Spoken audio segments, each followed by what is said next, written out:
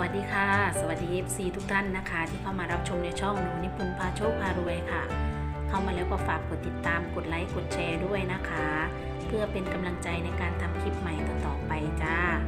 คลิปนี้นะคะแอดก็ได้จุดธูปนะคะขอโชคขอลาบนะคะลูกแมวหรือว่าลูกกอกแมวนะคะน้องพารวยนะคะในแนวทางหวยลาวพัฒนา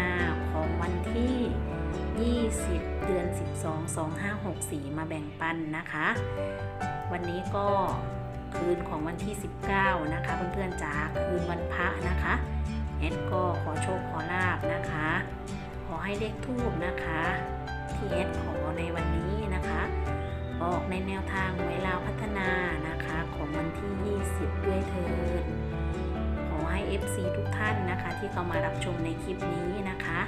มีโชคมีลาภเฮงๆปังๆกันทุกๆคนนะคะงวดที่แล้วนะคะแอดก็จุดได้520นะคะก็เข้าบนเนาะ0220นะคะเพื่อนๆจ้าก็ขอแสดงความยินดีกับพี่ๆ FC ทุกท่านนะคะที่หยิบจับ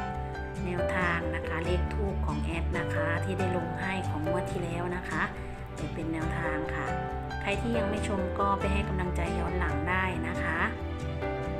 เป็นความเชื่อส่วนบุคคลนะคะเพื่อนๆจ๋าชอบค่อยตามนะคะไม่ชอบก็สามารถเลื่อนผ่านได้เลยนะคะให้เพื่อเป็นแนวทางเท่านั้นค่ะไม่สนับสนุนให้เล่นการพนันทุกชนิดแนวทางตัวเลขมีเข้ามีหลุดนะคะโปรดใช้วิจารณญาณในการรับชมค่ะมาลุ้นกันเลยค่ะว่าแนวทางที่แอดขอวันนี้นะคะแนวทางหวยลาวพัฒนานะคะเลขทูปเนาะจะออกมาเป็นตัวไหนนะคะถ้าเพื่อนๆนะคะไม่ชอบ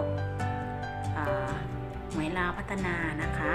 อยากจะนำแนวทางเลขทูปนะคะที่แอดจุดได้วันนี้นะคะไปใช้ในแนวทางอื่นนะคะแนวทางฮานอยหรือว่าแนวทางอื่นๆนะคะก็แล้วแต่ความชอบของแต่ละบุคคลนะคะจะไปใช้แนวทางไหนก็ขอให้เฮงๆปังๆกันทุกๆคนนะคะมาลุ้นกันเลยจ้าว่าแนวทางที่แอดได้ขอวันนี้นะคะเลขทูปนะคะจะออกมาตัวไหนนะคะ